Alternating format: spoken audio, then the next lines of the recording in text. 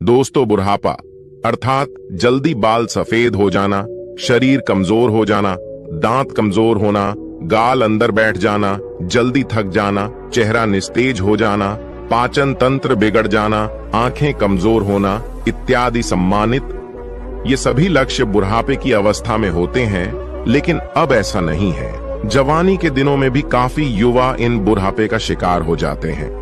तो आइए इसी बात को हम एक बौद्ध कहानी से समझते हैं। इससे पहले आप इस वीडियो को लाइक करें और अब तक आपने हमारे चैनल को सब्सक्राइब नहीं किया तो प्लीज चैनल को सब्सक्राइब कर ले और बेल नोटिफिकेशन को ऑल पर सिलेक्ट कर दें ताकि हमारी आने वाली वीडियो की सूचना सबसे पहले आपको प्राप्त हो।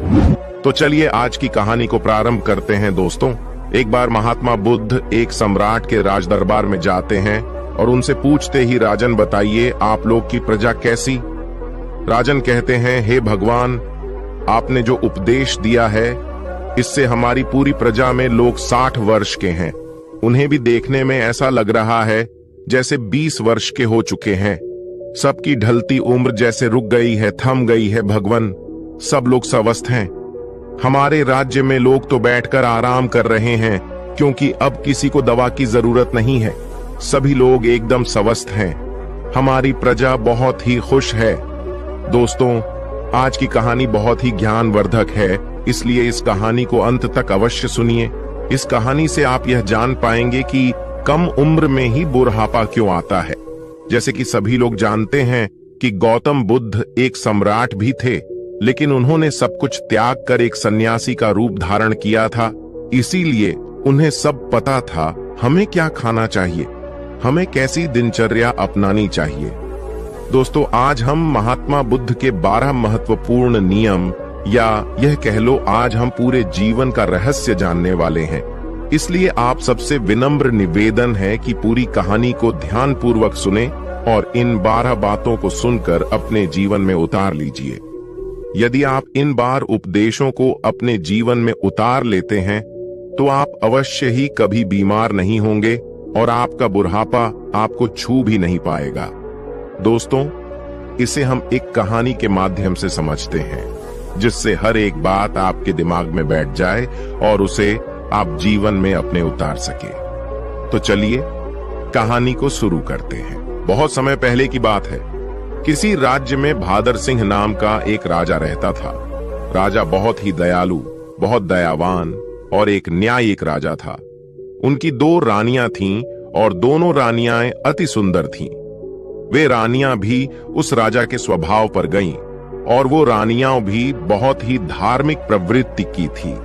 राजा इतना न्यायप्रिय था कि उनकी प्रजा कभी भी दुख का सामना ही नहीं करती थी, क्योंकि राजा ने अपने मंत्रिमंडल में 9 ऐसे मंत्रियों का गठन किया था जिनके जिम्मे हर एक विभाग बांटा गया था, जिनको यह कहा गया था कि तुम प्रजा का खान पान का ध्यान रखो। और उन सबको अलग अलग काम बांटे गए थे और उनका इतना सख्त हिदायत था कि किसी को अपने काम में लापरवाही बरतने पर उन्हें मृत्यु दंड दिया जाएगा। इसलिए उनके समूह में मंत्रिमंडल के जो मंत्री थे वे बहुत ही ईमानदारी से काम करते थे और राजा को जब भी कोई न्याय करना होता था तो कभी भी वह किसी के साथ एक पक्षी न्याय नहीं करते थे। वह दोनों पक्ष के एक एक समस्याओं को बहुत ही बारीकी से समझते थे। दोनों के मुद्दों पर ध्यान देकर वहीं पर निष्पक्ष फैसला सुनाते थे। इस तरह से राजा के पूरे राज्य की प्रजा बहुत ही सूखी और राजा हर हफ्ते राज्य का एक चक्कर लगाते थे और पूरे राज्य के जीतने लोग भी थे। उन सबको सभा में बुलाया जाता था। किसके घर में कितना अनाज हो रहा है, किसके घर में खाने के लिए है कि नहीं, इस प्रकार राजा की व्यवस्था होती थी। इसलिए उनकी प्रजा सुखी जीवन व्यतीत कर रही थी। उनका राज्य बहुत अच्छे से चल रहा था। सारी प्रजा सुखी थी और इसी सुख की वजह से हमेशा प्रजा राजा का गुणगान करती थी। ऐसे ही एक दिन सभा चल रही थी। तभी उस सभा में एक किसान और उसकी पत्नी आते हैं और कहते हैं, महाराज, आज हमारे पास एक बहुत बड़ी समस्या है। कृपया आप हमारी समस्या का समाधान करें। राजन बोले, बताइए क्या बात है। किसान कहता है कि मेरे 2 बेटे हैं और अभी उनकी उम्र बहुत कम। अभी से ही उनकी उम्र ज्यादा से ज्यादा 26 से 28 साल की होगी लेकिन वह देखने में ऐसे लग रहे हैं जैसे उनकी उम्र 60 वर्ष की हो चुकी है। उनके सिर से बाल झड़ते जा रहे हैं, उनका पेट निकलता जा रहा है, वे बहुत आलसी हो गए हैं, कोई भी काम नहीं करते हैं। हमने इधर उधर से बहुत दवाइयां करवाई लेकिन कोई फायदा नहीं हुआ। महाराज कहते हैं ठीक है, और अपने मंत्री जी को आदेश देते हुए कहते, मंत्री जी अपने राजवेद से इस किसान के बेटे का इलाज करवाया जाए और जो भी खर्च होगा उसे राज्य कोष से भरा जाए। और मंत्री जी ऐसा ही करते हैं। फिर राजवैद्य किसान के दोनों बेटों का इलाज राजकोष से करते हैं। काफी दिन इलाज चलने के बाद फिर भी वह किसान सभा में उपस्थित होता है और कहता है, महाराज कोई आराम नहीं हुआ, मेरा बेटा वैसे का वैसा ही है। राजा कहते हैं ठीक है, हम इस पर विचार करेंगे। और इस पर विचार चल ही रहा था कि तभी उस गांव से एक पति पत्नी रोते हुए आते हैं और वह भी उसी समस्या का निवारण करना चाहते थे। फिर धीरे धीरे सवाल चल ही रहा था कि एक एक करके पूरे गांव के आधे से ज्यादा लोग वहां आ गए। राजा असमंजस में पड़ गया। उन्होंने तुरंत आपातकालीन सभा बुलाई कि राज्य में जीतने भी वैध है। सबको बुलाया जाए और दिखाया जाए कि आखिर ऐसी क्या समस्या है जिसकी वजह से हमारे राज्य के सभी नवयुवक बूढ़े दिखने लगे हैं। इस समस्या पर पूरा शोध किया जाए। राजा का यह सख्त आदेश था कि जल्द से जल्द इस पर कार्रवाई किया जाए और पूरे राज्य में छानबीन की जाए। सभी का घर घर जाकर पता लगाया जाए कि इसका कारण क्या है। जितनी भी प्रसिद्ध वैद्य थी सभी को बुलाया गया और फिर एक आपातकालीन बैठक की गई और उस आपातकालीन बैठक में सारे विचार विमर्श किया गया। राजा ने सभी वेदों से कहा, आप लोगों के पास 10 दिन का समय है और इस 10 दिन के अंदर पूरे राज्य के हर एक घर की बीमारी का पता लगाइए। ऐसी कौन सी बीमारी है या ऐसी कौन सी चीज है जिसे खाने से यह बीमारी हो रही है। राजा ने कहा कि जो भी राज्य में इस बीमारी का सही सटीक पता लगाएगा उस राजवैद्य को उचित पुरस्कार के रूप में एक राज दे दूंगा। अब सारे वैद्य एकदम से एक तल्लीन होकर जुट गए और घर घर जाकर रात दिन एक एक करके पूरा 10 दिन छानबीन की। फिर वे एक दिन जब राज्य की सभा लगती है तो उस राज्य में सारे राज्य वैद्य और पूरे राज्य के लोग इकट्ठा होते हैं। फिर राजा एक एक करके सारे वैद्य से पूछते हैं। तब सारे राजवैद्य अपने अपने विचार रखते हैं, महाराज हमने पूरी छानबीन किया और छानबीन के हिसाब से हमने लोगों का उपचार भी किया, लेकिन किसी को आराम नहीं मिल रहा है। फिर एक राजवेद खड़े होते हैं जो बहुत ही बुजुर्ग थे। उनकी उम्र लगभग 125 वर्ष या 130 साल की थी और उन्होंने कहा, हमारा जो अपना निष्कर्ष निकला, हमारा जो अपना अनुभव है, उस अनुभव से हमें यही लगता है कि हमारे यहाँ रहन सहन और यहाँ के खाने में कुछ दिक्कत हो रही है जिसके वजह से ये सब हो रहा है, लेकिन हमारे पास इसका सटीक जवाब नहीं है।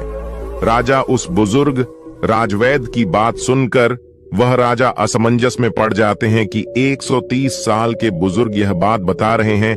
तो राजा ने कहा, इसका समाधान क्या होगा?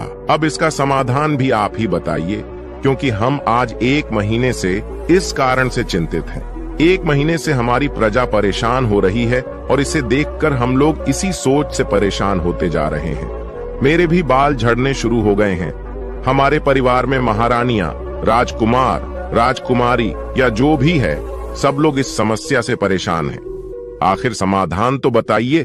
फिर वो राजवैद्य हाथ जोड़कर खड़े होते हैं और राजा से कहते हैं, राजन हमें क्षमा करिए, लेकिन हमारे पास इसका कोई उपाय नहीं है। उन्होंने आगे कहा, इन सारी समस्याओं का समाधान एक ही व्यक्ति के पास है। अगर उस व्यक्ति को बुला लिया जाए तो आपके राज्य की सारी समस्याएं खत्म हो जाएंगी, सारी बीमारियां हमेशा के लिए खत्म हो जाएंगी। उनके अलावा इसका समाधान किसी के पास नहीं है। महाराज कहते हैं, वैद्य जी हमें जल्दी बताइए, इस शुभ काम के लिए देरी मत करिए। मुझे जल्द से उस महापुरुष, उस ज्ञानी का नाम बताइए और अब हम उन्हें अपने राज्य में आमंत्रित करेंगे। वो राजनीतिज्ञ कहते हैं, क्षमा करें महाराज, हमें उनका पता नहीं है कि वो कहाँ रहते हैं, लेकिन उनका किसी राज्य में उपदेश अवश्य चल रहा होगा। कृपया आप अपने सैनिकों को सारे राज्य में भेज करके पता लगाए कि महात्मा बुद्ध किस राज्य में हैं, कहां पर है, कहां पर उनका उपदेश चल रहा है। केवल उन्हीं के पास इस समस्या का समाधान है और दूसरा किसी के पास इसका कोई समाधान नहीं। राजा यह बात राज्य वैद्य की मुंह से जैसे ही सुनते हैं, उन्होंने अपने सबसे काबिल मंत्री को यह आदेश देते हैं कि जल्द से जल्द महात्मा बुद्ध का पता लगाया जाए और उन्हें आदर सम्मान के साथ अपने राज्य में लाया जाए। ये हमारा सख्त आदेश है। इसके लिए जितने भी गुप्तचर चाहिए उन्हें ले लिया जाए और उनका जल्द से जल्द पता लगाया जाए कि इस समय महात्मा बुद्ध का किस राज्य में उपदेश चल रहा है। वह जरूर आएंगे। उनको हमारा संदेश भेजिए, उनको कहिए कि सम्राट बुलाए हैं। अगर वो नहीं आते तो आप मुझे बताइए, मैं स्वयं अपनी समस्याओं को लेकर उनके पास जाऊंगा। और सारे मंत्री तुरंत चारों दिशा में फैल जाते हैं और काफी अथक प्रयास करने के बाद, काफी मेहनत करने के बाद यह पता चलता है कि महात्मा बुद्ध काफी दूर राजनीतिक उपदेश दे रहे हैं। मंत्री वहां जाते हैं और बुद्ध को प्रणाम करते हैं और कहते हैं, भगवान आपको हमारे राजा ने बुलाया है। हमारे राज्य पे बहुत बड़ी बीमारी आ गई है, कृपया आप हमारे साथ चलने की कृपा करें। महात्मा बुद्ध इतने दयालु, इतने हंसमुख, उनका तो बस एक ही उपदेश था कि इस धरती पर हर एक प्राणी स्वस्थ और निरोग रहे, किसी के मन में छल ना रहे, कपट ना रहे, कोई दुखी ना रहे, सभी लोग हंसते रहे। जैसे ही उन्होंने सैनिकों के मुंह से सुना, उन्होंने कहा, क्यों नहीं, हम तुरंत चलते हैं। और महात्मा बुद्ध उस मंत्री के साथ राज्य में आने के लिए तैयार हो गए और उनके साथ जो उनके शिष्य थे वो भी आते हैं। राजा महात्मा बुद्ध का दरबार में स्वागत करते हैं। उन्हें प्रणाम करते हुए सादर आमंत्रित किया जाता है और फिर वह राजा महात्मा बुद्ध से कहते हैं, भगवान हमारी बड़ी ही हंसमुख प्रजा है, सुखी है, लेकिन आज उनके ऊपर बहुत बड़ी विपत्ति आ गई है। जब इनके ऊपर विपत्ति आ गई है तो मान लीजिए कि हमारे ऊपर ही विपत्ति आ गई है। ये प्रजा नहीं है, ये हमारे परिवार के सदस्य हैं। कृपया आप इन सभी की समस्याओं का समाधान कीजिए। महात्मा बुद्ध राजा की तो पहले ही प्रशंसा सुन चुके थे। राजा की सोच और विचार से महात्मा बहुत प्रभावित हुई और मुस्कुराते हैं और राजा से कहते हैं, क्यों नहीं, ये तो कुछ नहीं है, सब ठीक हो जाएगा। इस समस्याओं को सारे लोग स्वयं पाल रखे हैं। ऐसी बात सुनकर राजा मुस्कुराते हैं और कहते हैं, भगवान इतनी बड़ी समस्या है और आप कह रहे हैं कोई समस्या नहीं है। फिर राजा ने कहा, ठीक है गुरुवर, जैसे भी हो आप हमारे प्रजा को ठीक कर दीजिए। महात्मा बुद्ध के सामने एक शिष्य खड़ा था।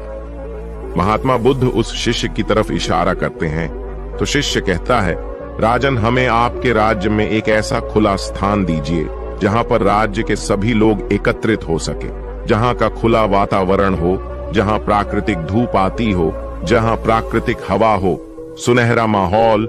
वहां पर कल प्रातः 4:09 बजे लोगों का उपचार किया जाएगा। लेकिन लोगों को उपचार देने से पहले आप अपने राज्य में ऐसा आदेश लागू कर दीजिए, उस स्थान पर आपके पूरे राज्य के सभी लोग और आप खुद भी उस स्थान पर उपस्थित हों। सभी लोगों को कल से उपदेश देना शुरू हो जाएगा और यह उपदेश 12 दिन तक चलेगा। 12 दिन एक एक करके उपदेश दिया जाएगा और इन 12 दिनों में आपकी पूरी प्रजा स्वस्थ हो जाएगी। राजा शिष्य के मुंह से यह बात सुनकर बड़े खुश होते हैं। सिर्फ 12 दिन में राजा कहते हैं, ठीक है, जो भी खर्च आएगा वो सारे हमारे राजकोष से दिया जाएगा। फिर वो शिष्य कहता है, कोई खर्चा नहीं आएगा महाराज, आप निश्चिंत रहिए। आप सिर्फ अपनी प्रजा से यह सख्त आदेश करवा दीजिए कि 4 बजे वहां उठकर नहीं आएंगे, उसे दंड दिया जाएगा। राजा यह आदेश लागू कर दिए और बोले, कल सुबह सबको वहां आना है। राजा ने एक बहुत बढ़िया सा स्थान निर्धारित किया और कहा कि कल पूरी प्रजा उसी स्थान पर आएगी, हम भी आएंगे और वहां पर महात्मा बुद्ध के विचार सुनेंगे और जैसे जैसे महात्मा बुद्ध कहेंगे उनका पालन किया जाएगा और हमारे सारे गुप्तचर सबके घरों पर निगरानी रखेंगे। जो भी उपदेश का पालन नहीं करेगा उसे सभा में दंडित किया जाएगा। यह सारी बातें घोषित करने के बाद पूरे प्रजा राजा को प्रणाम करती हैं और कहते हैं, नहीं महाराज, हम सभी लोग वहां उपस्थित अवश्य होंगे। महात्मा बुद्ध को सभी लोग प्रणाम करते हैं और वहां से चले जाते हैं। उस दिन की सभा वहां पर स्थगित कर दी गई और अगले दिन महात्मा बुद्ध का प्रवचन होने वाला ही था। सब के सब 4 बजे महात्मा बुद्ध का प्रवचन सुनने के लिए पहुंच जाते हैं। फिर महात्मा बुद्ध सभा में अपने शिष्य को इशारा करते हुए कहते हैं कि लोगों को बताओ। उनका शिष्य अपने स्थान पर से खड़ा होता है और कहता है, कल से पूरे राज्य के लोग सुबह 4 बजे ब्रह्म मुहूर्त जब शुरू होगा, उसी समय उठने के बाद 2 से 3 गिलास गुनगुना पानी करना है और उस गुनगुने पानी को मिट्टी के बर्तन में घूंट घूंट करके पीना है। जो इसका अनुसरण नहीं करेगा उसे आराम नहीं होगा। यह महात्मा बुद्ध का पहला उपदेश था। इस पहला उपदेश का पालन करना है और कल दूसरा उपदेश दिया जाएगा। कल इस उपदेश का सभी लोग पालन करके आएंगे और सभा वहीं पर समाप्त होती है।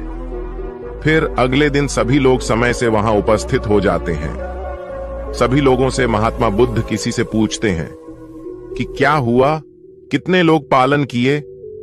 सभी लोगों ने हाथ उठाया और सभी लोगों ने कहा, हमने इसका पालन किया है और आज हमें बहुत आराम मिला है।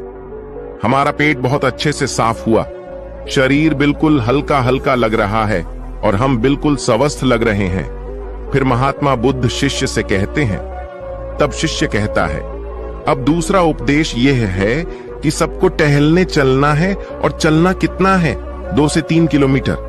उसमें जो बच्चे हैं, नौजवान हैं, वह दौड़ेंगे और जो सामान्य लोग हैं, जो 40 से 50 की उम्र की हैं, वह तेज चलेंगे और वे 1 सेकंड में 1 कदम 1 मिनट में 60 कदम चलेंगे और दौड़ सकेंगे तो दौड़ेंगे। बहुत तेजी से नहीं दौड़ना है, बस अपनी क्षमता के अनुसार 2 से 3 किलोमीटर तक ही चलना है। वह दूसरे दिन का उपदेश था। अगले दिन फिर से सभा शुरू होती है, फिर से सभा लगती है। फिर से सभा में वह पूछता है सभी लोगों से, आप लोगों ने पहले 2 दिन का पालन किया?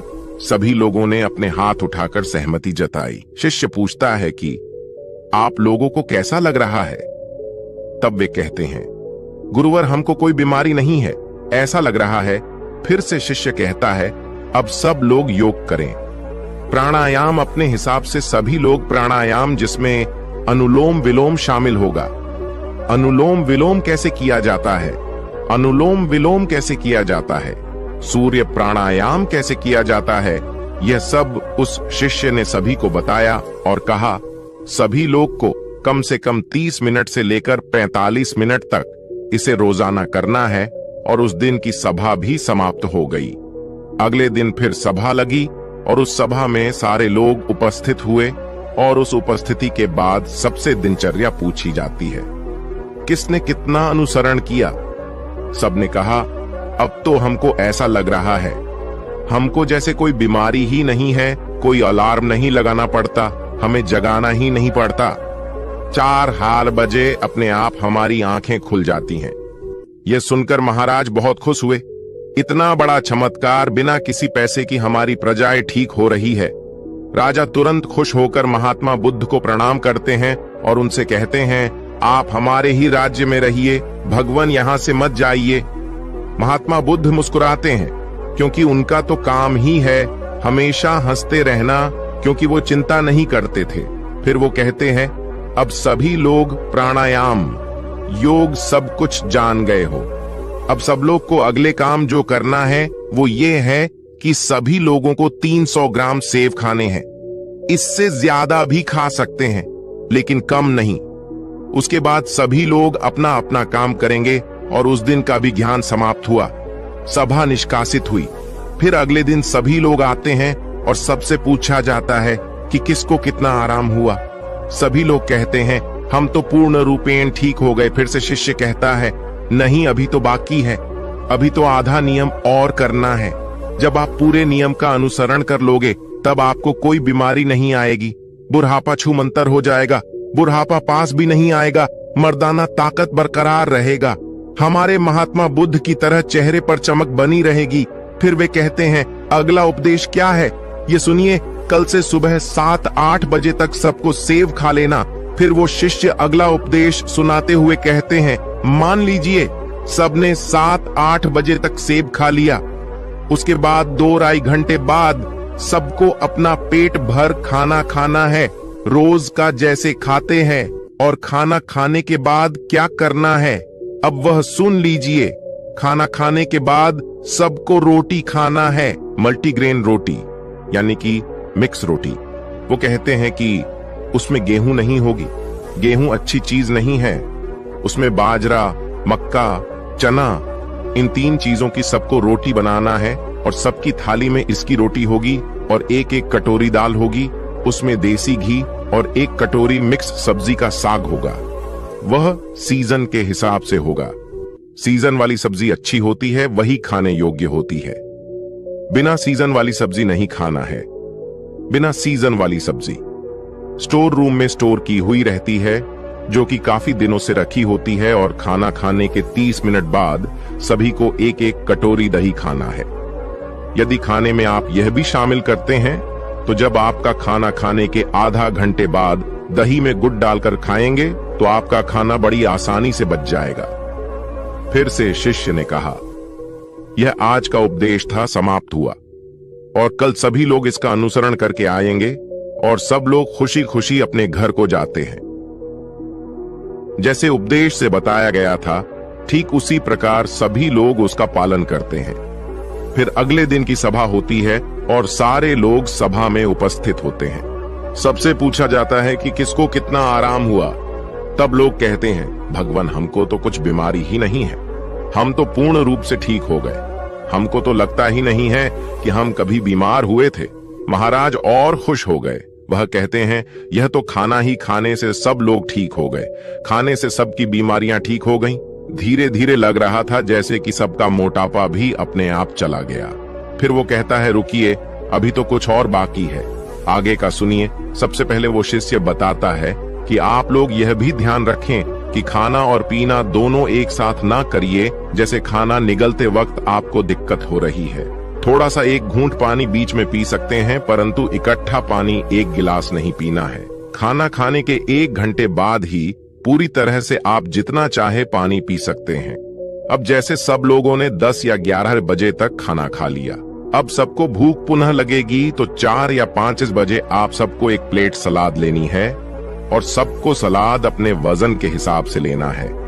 जैसे 50 किलो का वजन है तो उसको परसेंट के हिसाब से लेना है। जैसे 60 किलो है तो 300 ग्राम, किसी का 70 किलो है तो 350 ग्राम, किसी का 80 किलो वजन है तो 400 ग्राम सलाद अवश्य लें। उस सलाद में क्या होगा? सलाद में होगा गाजर, चुकंदर, मूली, टमाटर और 1 टुकड़ा अदरक होगा।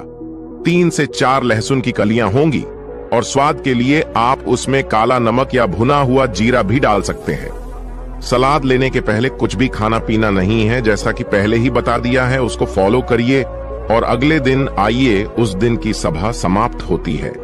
सभी लोग अपने घर चले जाते हैं और जैसी जैसी वह नियम बताए गए थे सब लोग उसका पालन करते हैं। फिर अगले दिन सभा में सबसे पूछा जाता है कि आप लोगों को कैसा लग रहा है, आपका शरीर कैसा अनुभव कर रहा है। सभी लोगों के चेहरे पर मुस्कान और सबका चेहरा एक तेज की तरह चमक रहा था। ऐसा लग रहा था जैसे उनकी ढलती उम्र थम सी गई हो। फिर राजा बद्धे प्रसन्न होते हैं। फिर राजा महात्मा बुद्ध के चरण में जाकर प्रणाम करते हैं और कहते हैं, धन्य है भगवान, आपने तो सबको खाने से ही ठीक कर दिया। तब उसने कहा, महाराज रुकिए, अभी तो सारे उपदेश बाकी हैं। अभी जब मैं पूरा उपदेश बता दूंगा तब हमारे भगवान की तरह कोई बीमारी नहीं होगा, कभी किसी को बुढ़ापा नहीं आएगा। राजा कहते हैं, जल्दी बताइए गुरुवर, जल्दी बताइए, हमें सारी चीजें सुननी है। मैं भी महसूस कर पा रहा हूं कि जैसे मुझे भी कोई बीमारी नहीं है। मैं अब 16 वर्ष का हूं। फिर वे बताते हैं, अब रात में क्या करना है। सबका खाना जो रात का है, सूर्य डूबने से पहले सब लोग को खाना खा लेना है, क्योंकि जब हमारे पेट पर सूर्य की रोशनी पड़ती है तो उस पर हमारा पेट में हमारा अन्नाशय ज्यादा काम करता है। जब धीरे धीरे सूर्य की रोशनी कम होने लगती है तो हमारा अन्नाशय काम करना बंद कर देती है। इसीलिए ऋषि मुनि लोग सूर्य डूबने से 1 घंटे पहले खाना खा लेते थे। इसके 2 फायदे हैं। जब आप सूरज डूबने से पहले खाना खा लेंगे तो आपका सारा खाना पचना शुरू हो जाएगा, और जब आप सोने जाएंगे तो 3 या 4 घंटे में आपका सारा खाना पूर्ण रूप से पच जाएगा। इसके फायदे, एक तो आपको नींद बढ़िया आएगा, और अगर आप लेट खाना खाते हैं तो अपने जीवन को बिगाड़ लेते हैं, तो उससे आपको जल्दी नींद नहीं आएगी। आपके पेट में अच्छे से खाना पचेगा नहीं, इससे आपको गैस बनेगा। इसलिए आपको सूर्यास्त के 1 घंटे पहले रात का खाना खा लेना है। और खाने में क्या क्या लेना है वह है मल्टीग्रेन, रोटी साग सब्जी सीजन के हिसाब से 2 चीज और खाना है। कितना खाना है? नाम मात्र, यानी कि हल्का खाना खाना है, जैसे लगी कि आपने खाना नहीं खाया है। फिर उसके 1 घंटे बाद आपको 1 गिलास दूध पीना है, उसमें 3 ग्राम हल्दी डाल देना है। हल्दी शुद्ध घर का होना चाहिए, बाजार का नहीं। उसे उबालें और जब ठंडा हो जाए फिर उसको पीना है। हल्दी वाला दूध आपकी सारी बीमारी को नाश कर देता है। यही इतना शक्तिशाली होता है। अब सारे लोग इसका पालन करेंगे और उसका अनुसरण करेंगे। इसके बाद दूध पीने के तुरंत बाद सोने नहीं जाना है। दूध पीने के 1-2 घंटे बाद ही सोना है, और आपको रात 10-9 बजे तक सो जाना है। जब आप 10-9 बजे सो जाएंगे तो आपको बहुत अच्छी नींद आएगी, आपके सारे खाने पच जाएंगे। जब आपको अच्छी नींद आएगी तो 4-5 बजे सुबह अपने आप आपकी नींद खुल जाएंगी। आपको कोई तनाव नहीं होगा, कोई बीमारी नहीं रहेगी। अंत में शीर्षक कहते हैं, ध्यान से सुनिए, सबको वर्तमान में जीना है, सबको बच्चों की तरह जिंदगी जीना है। जैसे छोटे बच्चे को कोई टेंशन नहीं होता कि उनकी मम्मी का पड़ोसी से झगड़ा हो रहा है, उन्हें उससे कोई मतलब नहीं होता है मेरे घर में खाना है या नहीं। छोटे बच्चों को जो खाना मिल जाता है वह उसे खाकर अपने आप खेलते रहते हैं, सिर्फ उनका पेट भरा रहे। अगर उसका पेट भरा रहता है तो उसे कोई मतलब नहीं है। इसीलिए आप सभी अपने वर्तमान में जिएं, भूत भविष्य की चिंता बिल्कुल मत करिए। आज हमारे साथ जो है उसमें खुश रहिए। भविष्य में क्या होगा, भूत में क्या बीत गया, उसकी चिंता मत करिए। जब आप वर्तमान में जिएंगे तो कोई तनाव नहीं होगा, कोई चिंता नहीं होगी, और तब कोई बीमारी भी नहीं पड़ेगी। तो ये सब नियम का पालन करना है। और एक बात की, कभी भी बाहर की चीज मत खाइए। जो खाना है अपने घर पर शुद्ध बनाकर खाइए, क्योंकि बाहर की चीजों में बहुत ज्यादा मिलावट हो रही है। इन सभी को उपदेशों को जो पालन करेगा वह कभी भी बूढ़ा नहीं होगा, उसे कभी बीमारी नहीं होगी। इसी नियम का सब लोग पालन करेंगे। फिर 1 महीने बाद यहीं पर एक सभा लगेगी और उसे सभा में सभी लोग उपस्थित होंगे। और इस तरह समय बीत गया। 1 महीने बाद महात्मा बुद्ध फिर महाराज के पास पहुंची। महाराज दौड़कर उनका स्वागत करते हैं, सम्मान के साथ अपने राज दरबार में बुलाते हैं। आइए गुरु घर, या तो आपका राज्य है। महात्मा बुद्ध मुस्कुराते हैं और पूछते हैं, बताइए राजन, आप लोग कैसे हैं? आपकी प्रजा कैसी है? राजन कहते हैं, भगवान, आपने जो उपदेश दिया है उससे हमारी पूरी प्रजा में जो लोग 60 वर्ष की थी, उन्हें देखने में ऐसा लग रहा है जैसे भी 21 वर्ष के हो गए हैं। सबकी ढलती उम्र थम सी गई है। हमारे राज भर में लोग तो बैठकर आराम कर रहे हैं, क्योंकि अब तो कोई भी दवा की जरूरत नहीं है। सभी लोग एकदम स्वस्थ, हमारी प्रजा बहुत खुश है। तो दोस्तों, स्वास्थ्य के लिए महात्मा बुद्ध के 12 उपदेश आपको कैसे लगी? कमेंट करके अवश्य बताइएगा।